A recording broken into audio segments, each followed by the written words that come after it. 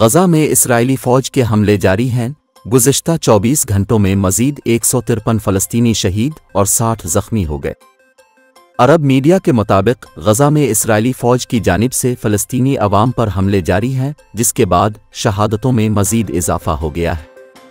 दूसरी जानिब इस्राएली वज़ीर आज़म नेतन्याहू ने धमकी देते हुए कहा है कि इसराइल हर सूरत में रफ़ा पर हमला करेगा और दुनिया की कोई ताकत इसे रोक नहीं सकती।